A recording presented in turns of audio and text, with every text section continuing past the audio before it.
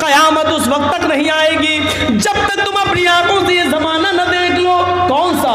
یصبح الرجل مومنا ویمسی کافرا ویمسی مومنا ویصبح کافرا یبیع دینہ بعرض من الدنیا. تم دیکھو گے ایک انسان کو کہ وہ صبح فجر کی نماز جماعت کے ساتھ پڑھے گا, کلمہ پڑھے گا, دعا پڑھ کے اٹھے گا, فجر کی نماز کے بعد قرآن کی تلاوت کرے گا, تسبیح پڑھے گا, اللہ اکبر لا الہ الا اللہ سبحان اللہ سب کچھ پڑھے گا. صبح اٹھے گا تو وہ مومن ہوگا. یمسی کافرن, سورج ڈوبنے سے پہلے پہلے وہ کافر ہو جائے گا, سورج غروب ہونے سے پہلے پہلے وہ کافر ہو جائے گا. شام کو ایک آدمی کو تم دیکھو گے کہ وہ حالت ایمان میں وہ رات گزارے گا, مغرب پڑھے گا, عشاء پڑھے گا, آیت الکرسی پڑھے گا, تسبیح و تحلیل پڑھ کر بستر پہ سوئے گا, حالت ایمان میں وہ سوئے گا. یصبح کافرن, لیکن فجر کی بعد وہ کافر ہو جائے گا. صبح اٹھتے اٹھتے اس کی صبح حالت کفر میں ہوگی. یبیع دینہ بعرض من الدنیا, وہ دنیا کے چند سکوں میں اپنے دین کو بیچ دے گا, وہ دنیا کے چند ٹکوں میں اپنا ایمان بیچ دے گا. دیکھ لو آج الیکشن لڑنے والوں کو وہ مندروں میں جا کر مسلمان ہونے کے باوجود وہ مندروں میں جا کے ٹیکا بھی لگوا رہے ہیں, مندر میں گھس کر مسلمان ہونے کے باوجود مورتیوں پر ہار بھی چڑھا رہے ہیں. غیر مسلموں کا ووٹ لینے کے لیے یہ سارے ہتھ کنڈے وہ اپنا رہے ہیں. یصبح الرجل مومنا ویمسی کافرا, صبح مومن ہوگا لیکن شام ہوتے ہوتے وہ کافر ہو جائے گا, شام کو مومن ہوگا صبح ہوتے ہوتے وہ کافر ہو جائے گا. یبیع دینہ بعرض من الدنیا, وہ دنیا کے چند سکوں میں اپنے دین کو بیچ دے گا. آج اس کا جیتا جاگتا نمونہ اپنی بہار کی سرزمین پر تم دیکھ سکتے ہو, اپنی پورنیہ کی دھرتی پر تم دیکھ سکتے ہو, کٹیہار کی سرزمین پر تم دیکھ سکتے ہو, پورے بہار کی سرزمین پر تم دیکھ سکتے ہو, اور اس میں داڑھی والے بھی شامل ہیں, تم ان کو بھی دیکھ سکتے ہو. اللہ کے رسول نے اسی طرف اشارہ کیا تھا, آنے والے زمانے میں مجھے ڈر ہے کہ کہیں دین کی محبت, مال و دولت کی محبت تمہیں دین سے دور نہ کر دے. اس کے بعد فجر کی نماز پڑھائی اللہ کے نبی نے, اور نماز پڑھانے کے بعد آپ نے لوگوں کو ان کا حق دیا, اتنا دیا کہ اس دن کوئی ناراض نہیں ہوا. اتنا مال آیا, زندگی میں سب سے زیادہ مال ہاتھ لگا تھا, سب سے بڑا مال, بہت بڑا خزانہ ہاتھ لگا تھا. آپ نے کنجوسی نہیں کی, سب کو دیتے چلے گئے. مال سے بھرے ہوئے 2 تھیلے اللہ کے نبی کے حصے میں بھی آئے, مال سے بھرے ہوئے 2 تھیلے اللہ کے نبی کے حصے میں بھی آئے. اس کو اٹھا رہے ہیں تو اٹھا نہیں پا رہے, اس کو اٹھا رہے ہیں تو اٹھا نہیں پا رہے, لیکن فرمایا اپنا اپنا مال لے کر جاؤ. اس لیے اللہ کے رسول کو بھی اپنا حصہ خود اٹھانا پڑا. اٹھا رہے ہیں لیکن مال اتنا تھا کہ اٹھ نہیں رہا ہے, پھر بھی کوشش کرتے ہو جس طریقے سے چل پا رہے ہیں چل رہے ہیں. صحابہ اپنا اپنا حصہ لے کر چلے گئے. 2 تھیلے اللہ کے نبی کے حصے میں بھی آئے. جیسے آپ نے ان دونوں تھیلوں کو اٹھایا, مسجد سے باہر نکلے, اپنے گھر کی طرف آگے بڑھنا چاہتے ہیں, کیا دیکھتے ہیں کہ داہنی طرف ایک 7 سال کا بچہ کھڑا ہے, بائیں طرف ایک 9 سال کا بچہ کھڑا ہے. دائیں طرف دیکھا, اس نے ایک ہاتھ پکڑ رکھا ہے, تھیلا چھین رہا ہے. دوسری طرف دیکھا, 9 سال کا بچہ میرا دوسرا تھیلا پکڑ کے کھینچ رہا ہے. میں نے کہا کیا ہوا؟ اس نے کہا 7 سال کا بچہ, اللہ کے نبی میرا باپ اس دنیا سے انتقال کر گیا ہے, میری ماں کمانے کے لائق نہیں ہے, میں یتیم ہوں. دوسری طرف نظر دوڑائی, وہ کہنے لگا اللہ کے نبی میری ماں اس دنیا سے رخصت ہو چکی ہے, میرا باپ بوڑھا ہو چکا, وہ کمانے کے لائق نہیں, میں بھی یتیم ہوں. ایک نے کہا میرا باپ نہیں, دوسرے نے کہا میری ماں نہیں. اللہ کے نبی صلی اللہ علیہ وسلم نے پھر دیکھا تو 7 سال کا بچہ کہتا کہ میرے گھر میں 5 دن سے چولہا نہیں جلا. بائیں طرف دیکھا تو وہ کہہ رہا کہ میرے گھر میں 7 دن سے چولہا نہیں جلا. ہاتھوں کی گرفت ڈھیلی پڑ گئی. آپ نے کہا بیٹے یہ تھیلا تم لے جاؤ. دوسرا تھیلا آپ نے لیا اور کہا بیٹے یہ تم لے جاؤ. دونوں بچے اپنے سر پر تھیلا لاد کر لے جا رہے ہیں. اللہ کے نبی صلی اللہ علیہ وسلم ان کو دیکھ رہے ہیں اور اس وقت تک ان دونوں بچوں کو دیکھتے رہے جب تک کہ وہ دونوں بچے نبی کی آنکھوں سے اوجھل نہیں ہو گئے، وہ دونوں بچے نبی کی آنکھوں سے دور نہیں ہو گئے۔ اللہ کے نبی ان دونوں بچوں کو دیکھتے رہے، جب وہ خود اوجھل ہو گئے تب آپ گھر گئے، دروازے کو دستک دی، اماں عائشہ نے دروازہ کھولا ہنستے ہوئے، دیکھا ہے اللہ کے نبی نے کہا السلام علیکم، عائشہ جواب دیتی ہیں وعلیکم السلام۔ اللہ کے رسول میرے شوہر میرے سرتاج خالی ہاتھ گئے، خالی ہاتھ واپس، آپ تو اپنا حصہ لانے والے تھے، کیا ہوا؟ عائشہ ادھر آؤ، بستر پر بیٹھ جاؤ۔ بیٹھ گئی۔ کہا عائشہ راستے میں 2 یتیم بچے مل گئے، مال بہت ملا تھا، آج ہمارے گھر میں چولہا جلتا، لیکن 2 یتیم بچوں نے میرا راستہ روک لیا، ایک کا باپ نہیں، ایک کی ماں نہیں، ایک کے گھر میں 5 دن سے چولہا نہیں جلا، ایک کے گھر میں 7 دن سے نہیں چلا، میں نے ایک تھیلا اس کو دے دیا، ایک اس کو دے دیا، دونوں بچے اپنے اپنے گھر لے گئے۔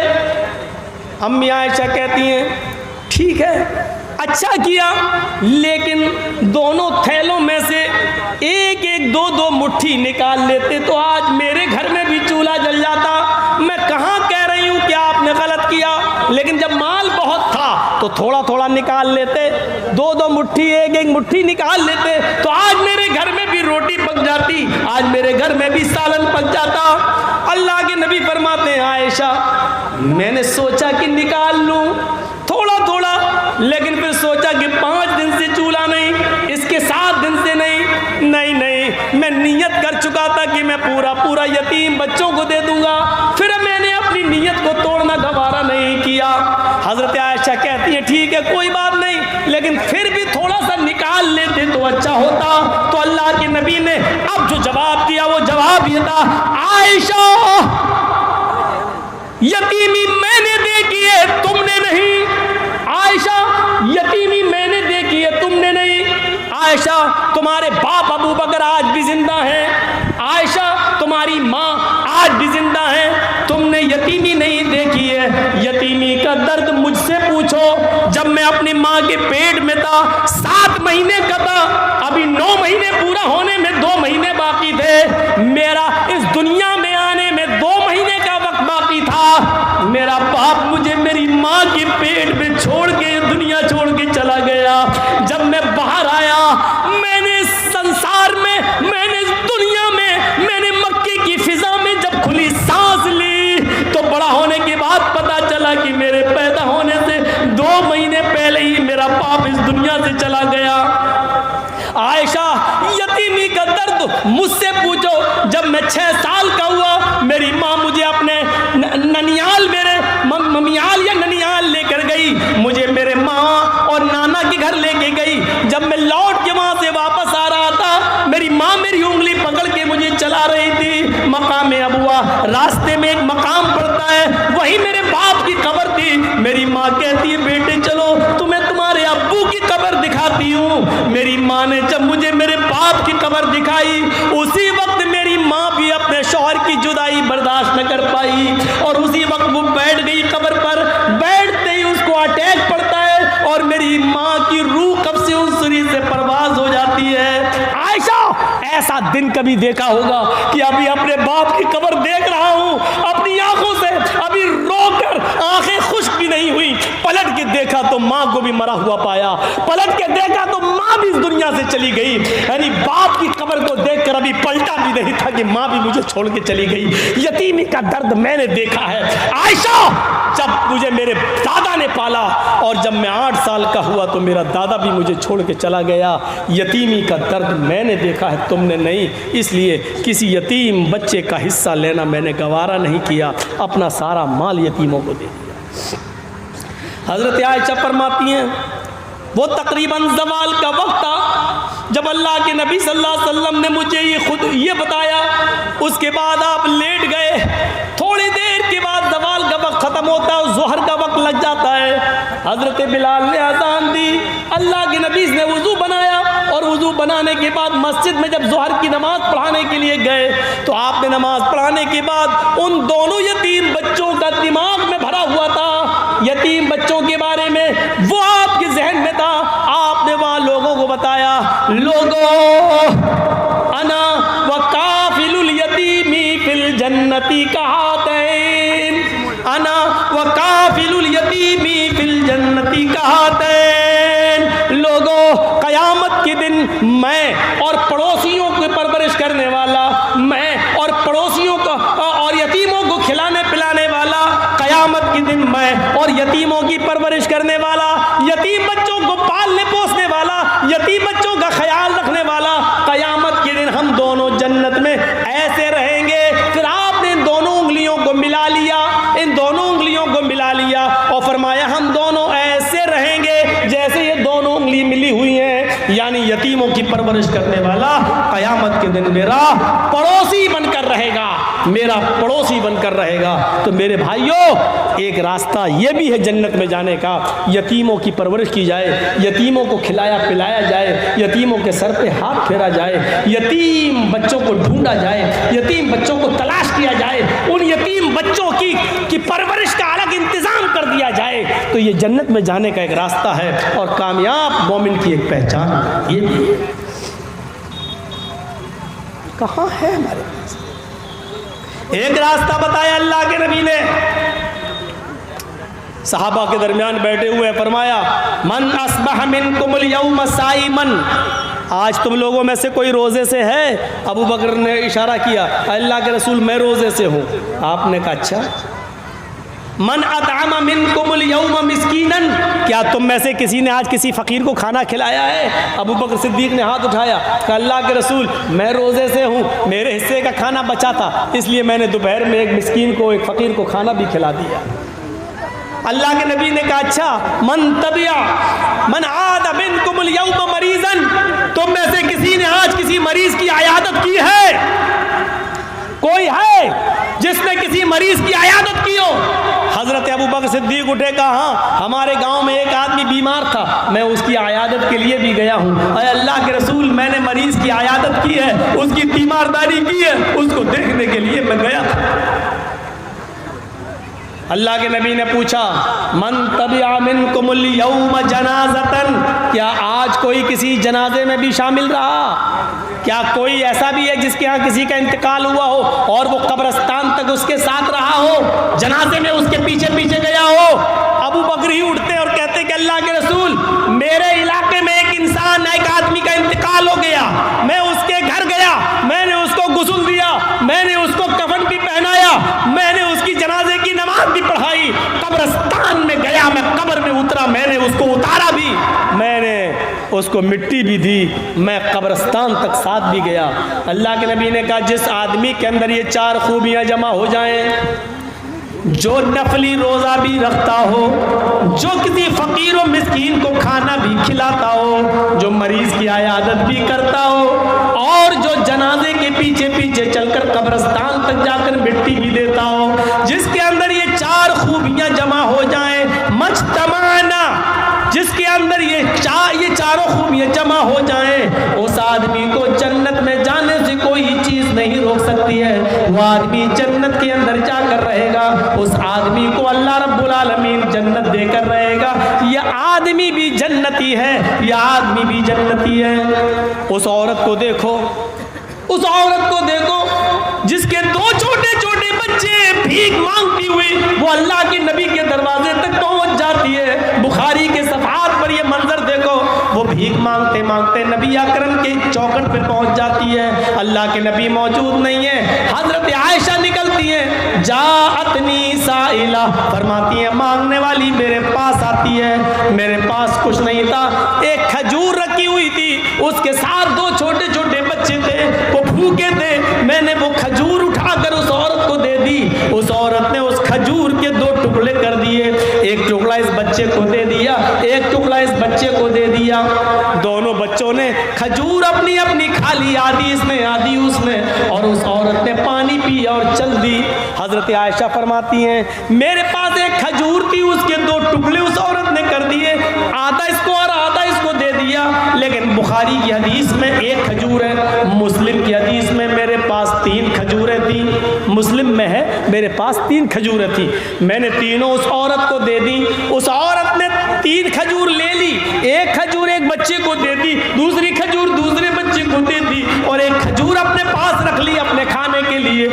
بچوں نے اپنی اپنی کھجور کھا لی. عائشہ کہتی ہیں میں دیکھ رہی تھی کہ بچے اپنی اپنی کھجور کھا چکے اور ماں نے جیسے ہی وہ کھجور کھانے کے لیے اپنے منہ میں رکھی, اپنے منہ تک لے گئی, دونوں بچے اپنی ماں کے کھجور پر جھپٹ پڑے. مسلم شریف کی حدیث ہے, ماں نے اپنے ہونٹوں سے وہ کھجور باہر نکال لی.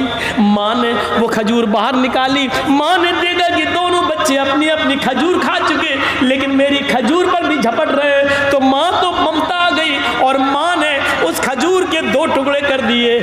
اپنا خود نہیں کھایا, ایک ٹکڑا اس بچے کو اور دوسرا ٹکڑا دوسرے بچے کو دے دیا. دونوں بچوں نے 1.5 کھجور کھا لی اور ماں نے کچھ نہیں کھایا. بچوں کو پانی پلایا اور خود پانی پیا اور سیدھی چلی گئی. اللہ کے نبی جب گھر میں آئے تو حضرت عائشہ نے پورا منظر بیان کر دیا. اللہ کے نبی نے کہا عائشہ کیا وہ کھجور تم نے میرے لیے رکھی تھی؟ ہاں, کہیں سے آئی تھی, میں نے رکھ دی تھی کہ آپ آئیں گے, بھوکے ہوں گے, آپ کو دے دیں گے, لیکن مانگنے والی آئی, میں نے اس کو دے دیا. اس کے ساتھ 2 چھوٹے چھوٹے بچے تھے. آپ نے کہا ٹھیک کیا. اللہ کے نبی اس عورت نے خود نہیں کھایا, اپنا کھجور بھی 2 ٹکڑے کر کے اپنے بچوں کو دے دیا. اچھا عائشہ کیا تم نے یہ منظر اپنی آنکھوں سے دیکھا ہے؟ ہاں. عائشہ کیا اس عورت نے خود نہیں کھایا؟ نہیں کھایا. کیا اپنا کھجور بھی آدھا آدھا کر کے دونوں بچوں کو دے دیا؟ ہاں اللہ کے رسول. دیکھو عائشہ سچ بتانا, قیامت کے دن تمہیں گواہی دینا پڑے گی. فرمایا ہاں اے اللہ کے نبی میں سچ بتاتی ہوں, میں نے اپنی آنکھوں سے دیکھا ہے. عائشہ وہ عورت جو اپنے بچوں کو پرورش کر میں آزمائی گئی, جس کا باپ مر گیا, شوہر جس کا مر گیا, ان بچوں کا باپ مر گیا, اور عورت اپنے بچوں کی پرورش میں آزمائی گئی ہے, در در کی ٹھوکریں کھاتی ہے اور اپنے بچوں کو پال پوس کر بڑا کرتی ہے. اے عائشہ تمہیں نہیں معلوم خود بھوکی رہ کر اپنے بچوں کو کھلانے والی, کھجور کا ٹکڑا کھلانے والی نے کتنا بڑا کام کیا. عائشہ اس عورت نے خود بھوکا رہ کر اپنی کھجور 2 ٹکڑے کر کے دونوں بچوں کو کھلا کر وجبت علیہا الجنہ, وجبت علیہا الجنہ, وجبت علیہا الجنہ, اللہ نے اس عورت پر جنت واجب کر دی. اس عورت پر جنت واجب ہو گئی, اس پر جنت واجب ہو گئی, اس پر جنت واجب ہو گئی. یہ عورتیں بیچاری جو اپنے حمل گرا دیں, یہ سوچ کر کے لڑکی ہے پیٹ میں, 4-5 تو لڑکیاں ہو چکی ہیں, 6ٹھی بھی لڑکی ہے, اور الٹرا ساؤنڈ پہ چیک کرا کے گروا دیں, ان سے امید رکھی جائے گی؟ حلال بچے گرا دیتی ہیں. اس عورت کو جنتی کہا ہے جس عورت کا شوہر مر جائے اور اس کے چھوٹے چھوٹے بچے چھوڑ کر گیا ہو, اور بیچاری وہ عورت اکیلے محنت کر کے گھر گھر برتن مانج کر اپنے بچوں کو پالتی ہے, پوستی ہے, بڑا کرتی ہے, کھلاتی ہے, ان کی اچھی تربیت کرتی ہے, یا کچھ نہیں ہے تو بھیک مانگ کے لا رہی ہے اور اپنے بچوں کو کھلا رہی ہے, پلا کر پوس کر بڑا کر رہی ہے. ایسی عورت کو اللہ کے رسول کہتے ہیں وجبت علیہا الجنہ, اس پر جنت واجب ہو چکی ہے, اللہ اس عورت کو جنت دے کر رہے گا. یہ کامیاب انسان کی زندگی کے راستے ہیں. ایک راستہ وہ بھی ہے جس کا چھوٹے چھوٹے بچے جو بالغ ہونے سے پہلے مر جاتے ہیں, 1 سال 2 سال 5 سال کا بچہ جو مر گیا, صغارہم دعامیس الجنہ, یہ چھوٹے چھوٹے بچے بلا روک و ٹوک جنت میں ٹہلتے رہتے ہیں. ان کی روحیں جنت کے اندر ادھر سے ادھر گھومتی رہتی ہیں, پھرتی رہتی ہیں. قیامت کے دن حساب و کتاب ہوگا, اللہ ایک مجمع کے بارے میں حکم دے گا ان کو جہنم میں پھینک دو. فرشتے ان کو جہنم میں لے جا رہے ہوں گے. جہنم میں لے جانے سے پہلے اللہ تعالیٰ کہے گا رک جاؤ, ابھی جہنم میں ڈالنے سے پہلے ایک کام کرو. فرشتے روک لیں گے, کیا کریں؟ اللہ کہے گا ان کے چھوٹے چھوٹے بچے ہم نے دنیا میں چھینے تھے, ان سے 1 سال کا 2 سال کا بچہ ہم نے ان سے دنیا میں چھین لیا تھا, وہ جنت میں ان کی روحیں ٹہل رہی ہیں. آئے فرشتوں ان چھوٹے چھوٹے بچوں کو لے کر آؤ اور ان کو ان کے ماں باپ سے ملوا دو. چلو یہ جہنم میں جانے والے ہیں, ایک بار ان کو ان کے چھوٹے چھوٹے بچوں سے ملوا دو اور ان بچوں کو ان کے ماں باپ سے ملوا دو. لہذا فرشتے ان چھوٹے چھوٹے بچوں کو لے کے آئیں گے اور وہ اپنے ماں باپ سے ملیں گے. ان کو معلوم نہ ہوگا کہ میرے ماں باپ کے بارے میں جہنم میں جانے کا حکم ہو گیا ہے. وہ بچے اپنے ماں باپ سے باتیں کر رہے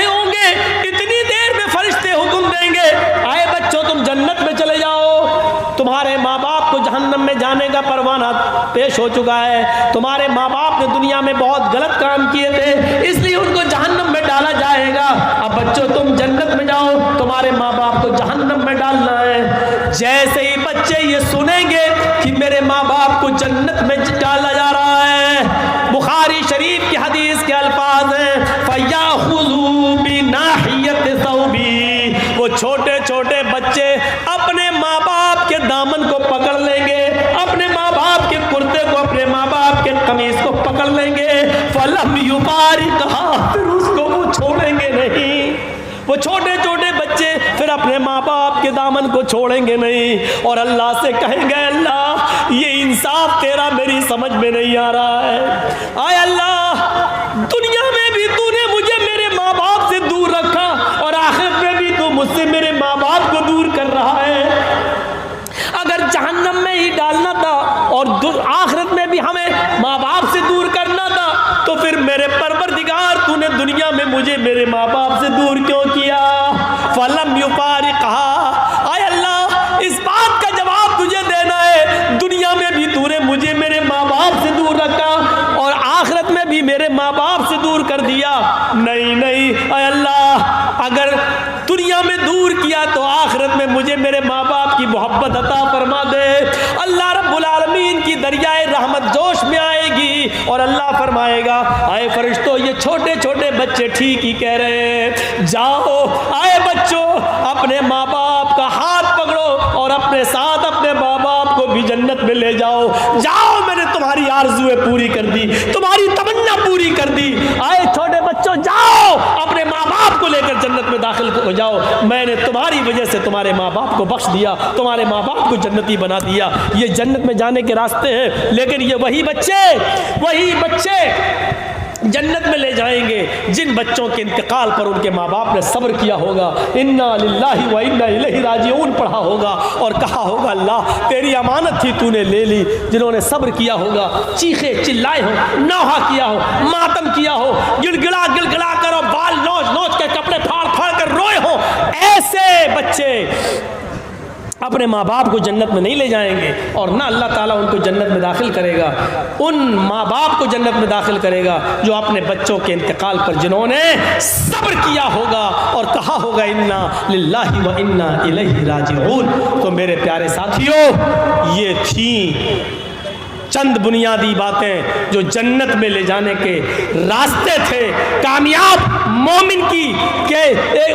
मोमिन की निशानियां थी जो हमने आपको इस खुतबे के अंदर, इस तकरीर के अंदर बयान फरमाई है। मुझे उम्मीद है कि जन्नत में जाने वाले रास्तों पे आप चलेंगे, वो अमाल करेंगे जो अमाल आपको जन्नत के अंदर ले जाएं और उन गुनाहों से बचेंगे जो गुनाह से हम जहन्नम से बच सकते हैं। मेरे भाइयों, अपनी ज़िंदगियों में इनकलाब पैदा कीजिए और जन्नत में चल जाने वाले अमाल को करिए और अल्लाह से दुआ कीजिए। और याद रखिए, ये जरूरी नहीं है कि आप जिंदगी भर जन्नत में जाने वाले आमाल करते रहें और आप जन्नत में चले जाएं। जरूरी नहीं है, क्योंकि आखिरी वक्त इन्नमल आमालु बिल खवातीम, आमाल का दारो मदार आखिरी उम्र पर होता है। आखिरी उम्र पर पता नहीं आदमी क्या काम कर जाए। देखो वो सहाबी कितने बड़े नमाजी थे, रोजेदार थे, हज भी किए थे, पूरी जिंदगी फजर की नमाज कभी नहीं छूटी, तहज्जुद की नमाज भी पढ़ते थे।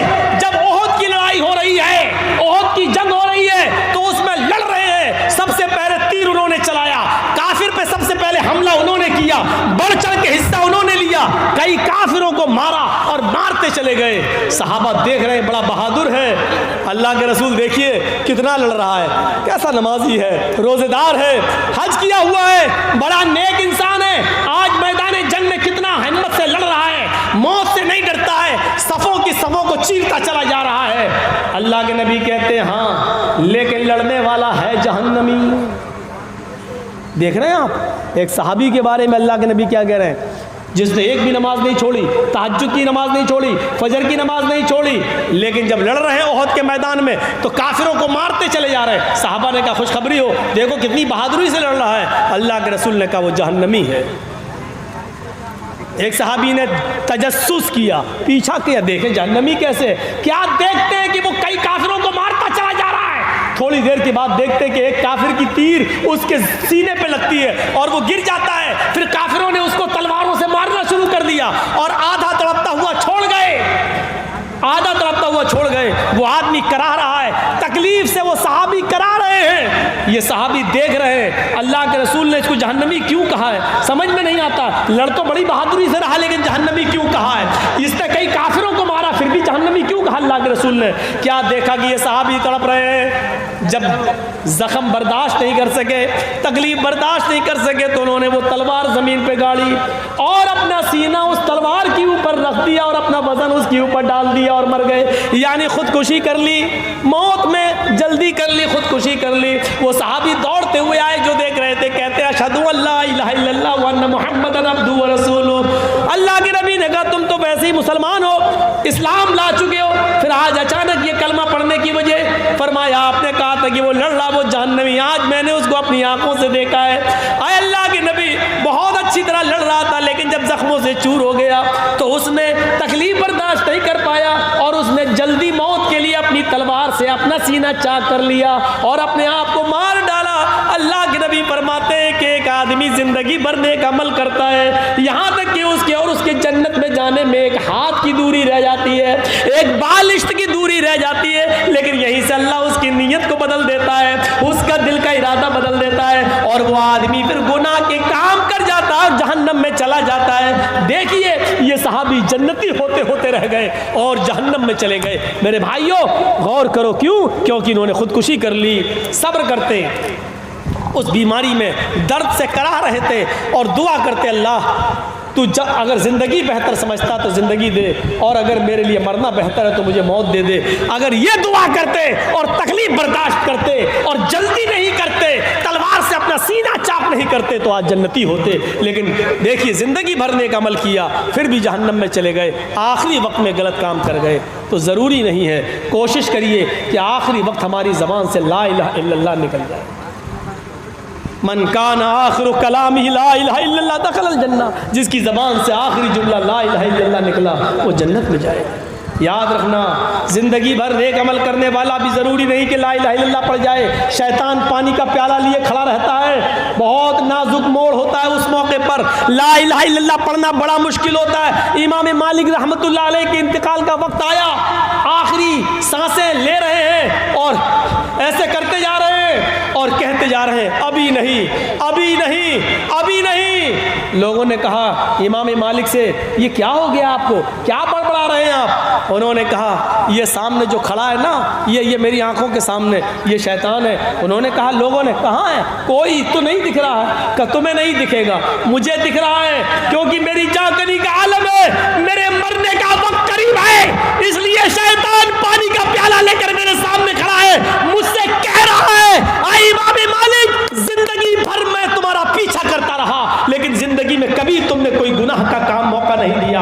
तुम अल्लाह के पास बिल्कुल ईमान के साथ जा रहे हो, पाक साफ होकर जा रहे हो, अल्लाह वाले बनकर जा रहे हो, अब तो खुश हो। मैं इस शैतान से कह रहा हूं अभी नहीं, अभी नहीं, अभी नहीं, यानी अभी पाक साफ नहीं हो, क्योंकि तू मेरा पीछा कर रहा है। पता नहीं आखिरी वक्त में तू कौन सा गुनाह करवा जाए, आखिरी वक्त में तू मुझसे कौन सी गलत हरकत करवा जाए और मैं जन्नत के बजाय जहन्नम का शिकार हो जाऊं। अभी नहीं, अभी नहीं। फिर कलमा पढ़ते हैं ला अशहदु अल्ला इलाहा इल्लल्लाह, अशहदु अल्ला इलाहा इल्लल्लाह। मेरे भाइयों सुनो, आखिरी जुमला मरने से पहले जिसका निकल गया ला इलाहा इल्लल्लाह और उसके बाद उसकी रूह निकल गई, यकीनन वो जन्नती है, यकीनन वो जन्नती है। इसलिए ऐसे अमाल करो जो आखिरी वक्त में आपको की ज़बान से कलमा पढ़वाने पर मजबूर कर दे, आपकी ज़बान से निकल जाए ला इलाहा इल्लल्लाह। ये आदत उसी की होगी जो ज़िंदगी में नेक अमल करने की आदत डालेगा, अच्छे अमल करेगा, वही मरने से पहले ला इलाहा इल्लल्लाह पढ़ने की तौफीक उसको मिल सकती है। वरना मेरे भाइयों कोई एक्सीडेंट में मर जाता है, कोई कैसे मर जाता है। और ज़िंदगी आप देख रहे हैं कोरोना में कितने बड़े बड़े अपनी जमीयत व जमात के बुज़ुर्ग उलमा इस दुनिया से जा चुके हैं। میرے بھائیوں، موت نے کسی کو نہیں چھوڑا ہے، ہمیں اور آپ کو بھی اسی راستے پہ چل رہے ہیں اور اس کی آخری منزل قبرستان ہے۔ یاد رکھیے گا، سب کو جانا ہے اور سب کو مرنا ہے۔ مال و دولت کی محبت ہونی چاہیے، لیکن اتنی نہیں جو ہمارے دین کو ہم سے چھین لے۔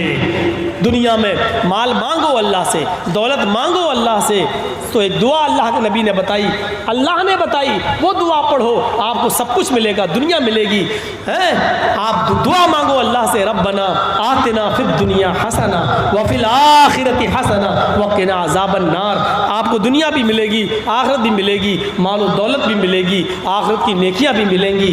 آپ دنیا بھی کماؤ اور آخرت بھی کماؤ، ایسے عمل اس دنیا میں کرو، لیکن صرف دنیا کمانے کے چکر میں آخرت کو برباد مت کیجیے۔ مجھے کل لمبا سفر کر کے لال بتھانی کی طرف جانا ہے، میرے بھائیوں وہاں کے لوگ آ بھی چکے ہیں، اب میں اس سے آگے نہیں بڑھ سکتا۔ اللہ تبارک و تعالیٰ سے دعا کرتا ہوں کہ بار الہ ہم تمام مسلمانوں کو دین پر چلنے کی توفیق عطا فرمائے۔ امام کے ساتھ ایک آدمی اگر دوران نماز دوسرا آدمی آ جائے تو امام آگے بڑھے گا یا وہ مرد پیچھے ہٹے گا جو امام کے ساتھ کھڑا تھا؟ سن لیجئے، بہت اہم مسئلہ ہے، سنیے، تھوڑا بیٹھ جائیے آپ لوگ، اب پھر ڈسٹرب کرنے لگے آپ لوگ، کل سے تو ویسے بھی نہیں لگانے دیں گے ہم، اور آپ پھر ڈسٹرب کر رہے ہیں۔ ایک بات سن لیجئے، یہ طریقہ ہمارے یہاں بہت غلط چل رہا ہے، سنیے، یہ طریقہ ہمارے یہاں بہت غلط چل رہا ہے، اور وہ طریقہ کیا ہے؟ جیسے ہم نماز پڑھ رہے ہیں، اللہ اکبر، اب وہ آدمی آیا ہمارے پیچھے سے، اب اس کو معلوم ہے، چھوڑ دیجئے، اب اس کو معلوم ہے، اے بھیا چپ رہیے یار، آپ تھوڑا سا رک جائیے، تو گاڑی چوری ہو گئی تو ہو گئی، اب اس میں کوئی کیا کر لے گا بھائی؟ جب حفاظت نہیں ہے تو کیا کر لے گا؟ جس کے نصیب میں تھی ہو گئی، بھائی ایک گاڑی چوری ہو گئی ہے، چور دے دے گا؟ موبائل دیتا نہیں، گاڑی دے دے گا؟ جلسے میں اب تک 10 جوتے میرے چوری ہو چکے ہیں، میرے ہو چکے ہیں بھائی، اور جو لے گیا وہ کہنے لگا مولانا جرجیز کا جوتا پہنیں گے جنت میں چلے جائیں گے۔ بتائیے، چور اس نیت سے آ رہا ہے، کیا کریں گے آپ؟ ابھی اعلان بعد میں ہو جائے گا۔ امام کے ساتھ ایک آدمی ہے، اگر دوران نماز دوسرا آدمی آ جائے تو امام آگے بڑھے گا یا وہ مرد کو پیچھے ہٹے گا؟ دیکھیے، بہتر یہ ہے کہ امام کو آگے کر دیا جائے، پیچھے کسی کو کھینچنا یہ زیادہ مناسب نہیں۔ طریقے دونوں جائز ہیں، دونوں بہتر ہیں، لیکن علامہ ابن تیمیہ رحمۃ اللہ علیہ نے لکھا ہے، اور فتح الباری میں حافظ احمد ابن حجر الاسقلانی نے لکھا ہے، اور صالح العثیمین کا فتویٰ یہ ہے کہ جو آدمی پیچھے آ رہا ہے وہ امام کو اشارہ کر دے، امام آگے بڑھ جائے اور وہ اس کے ساتھ کھڑا ہو جائے، لیکن آگے دیوار ہے، امام آگے جا نہیں سکتا ہے، تو پھر ایسی صورت میں وہ مقتدی کو پیچھے کھینچ لے۔ دوسری چیز ایک چیز یہ بتانا تھی، ایک بار ایسا کہ میں اکیلے نماز پڑھ رہا ہوں، اللہ اکبر، اب میں اکیلے نماز پڑھ رہا ہوں، بہت سے لوگ کیا کرتے ہیں، پیچھے سے آئے اور وہ ہمارے بغل میں کھڑے ہو گئے، اللہ اکبر، وہ بھی پڑھنے لگے۔ ان کو یہ معلوم نہیں ہے کہ ہم فرض پڑھ رہے ہیں کہ سنت پڑھ رہے ہیں، کون سی پڑھ رہے ہیں، وہ آگے کھڑے ہو گئے۔ ایک بات یاد رکھیے گا، کسی کے پیچھے آپ نماز پڑھ رہے ہیں، اس میں امام کی اپنی مرضی شامل ہونا چاہیے کہ وہ امام بننا چاہتا بھی ہے کہ نہیں۔ ہم اکیلے نماز پڑھ رہے ہیں اور آپ آ گئے ہمارے ساتھ، شریک ہو گئے، اللہ اکبر، آپ نے ہمارے بارے میں جانا بھی ہے کہ ہم امام بننا بھی چاہتے کہ نہیں۔ نماز پڑھنا تو ہمارے لیے ضروری ہے، لیکن ہمارا دل گوارا نہیں ہوتا کہ ہم امام بنے، بہت بڑی ذمہ داری ہے۔ تو بہتر یہ ہے کہ آپ الگ نماز پڑھ لیجئے، اس کے ساتھ شریک مت ہوئیے، آپ اپنی الگ پڑھیے، وہ الگ، کیونکہ امام کی رضامندی ضروری ہے، وہ امام بننے کے لیے راضی ہے یا نہیں۔ مسجد کا امام راضی ہوتا ہے، ہم لوگ بہت سے لوگ ہیں جو اس کے پیچھے نماز پڑھتے ہیں تو امام راضی ہے، تبھی تو وہ آگے بڑھتا ہے، جب آگے بڑھ کے نماز پڑھا رہا ہے تو وہ راضی ہے نماز پڑھانے کے لیے، اس کے پیچھے آپ پڑھ جائیے۔ لیکن ہم اکیلے نماز پڑھ رہے ہیں اور آپ آئے وضو بنا کے ہمارے ساتھ کھڑے ہو گئے، یہ طریقہ صحیح نہیں ہے، کیونکہ آپ کو پتہ نہیں ہے کہ ہم امامت کے لیے راضی ہیں بھی یا نہیں ہیں۔ تو جب تک رضامندی نہیں ہو ہماری، تب تک آپ ہمارے پیچھے کھڑے نہیں ہو سکتے ہیں۔ کسی ایک امام کی ساری باتوں کو ماننا کیسا ہے؟ ساری باتوں کو ماننا، اگر ساری باتیں قرآن و حدیث کے مطابق ہے تو ساری باتوں کو ماننا صحیح ہے، اور ساری باتیں اگر قرآن و حدیث کے خلاف ہے تو ایک بھی بات ماننا صحیح نہیں ہے۔ یہ تو عجیب مسئلہ ہے یار، کون آدمی نے کیا ہے؟ کسی ایک امام کی ساری باتوں کو ماننا کیسا؟ ساری باتیں تو مانی نہیں جا سکتی ہیں، ہم نے جو تقریر کی میری ساری باتیں نہیں مانی جا سکتی ہیں، चारों इमाम इस दुनिया में आए, कितने बड़े बुजुर्ग थे, लेकिन उनकी सारी बातें नहीं मानी जा सकती हैं। जो बात कुरान और हदीस से मिलेगी उस बात को माना जाएगा, और जिसकी बात कुरान और हदीस से नहीं मिलेगी उसकी बात को नहीं माना जाएगा।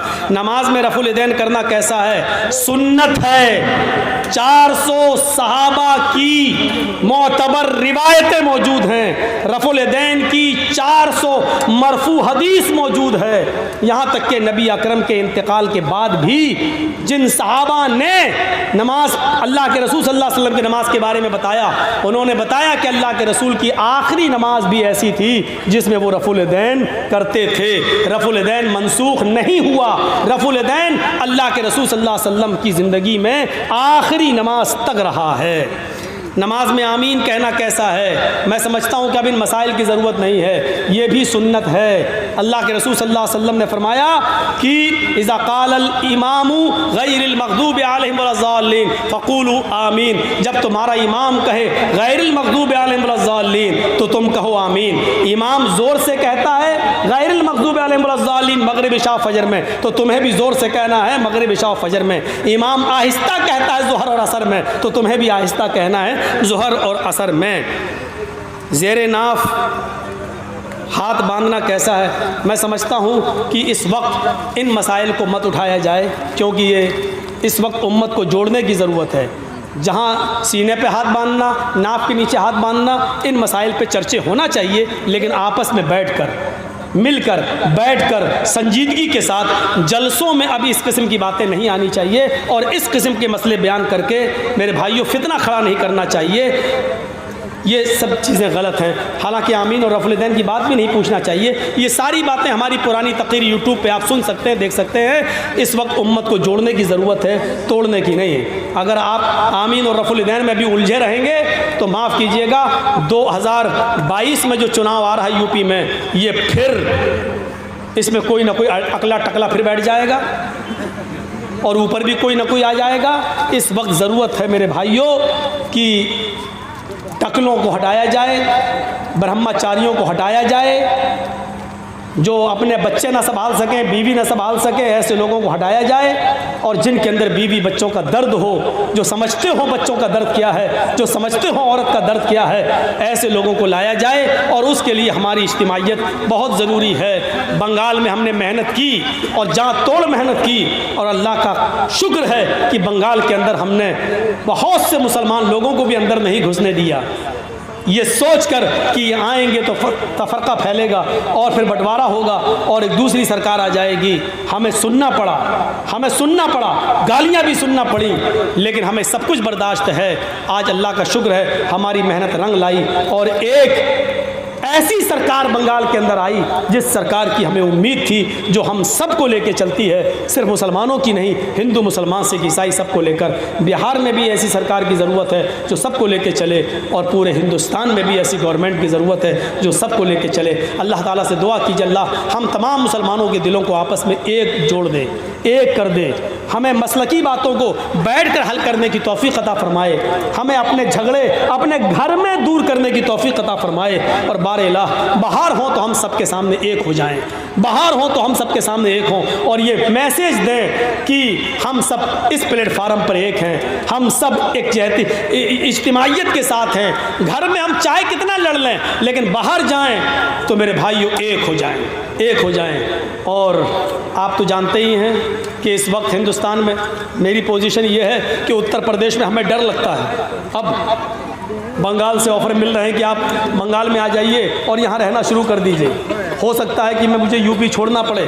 बहुत से लोग तो मुल्क छोड़ के चले गए, मेरे लिए कितनी परेशानियाँ हैं। लोगों ने कहा मौलाना जेल में जाने से डर नहीं लगता। डर इस बात से लगने लगा है कि अपने आप को बेकसूर साबित करेंगे कैसे। इस वक्त ये हाल है कि एक जंगल के अंदर हाथी भाग रहा था, तो उससे चूहे ने पूछा कि अरे तुम क्यों भाग रहे हो?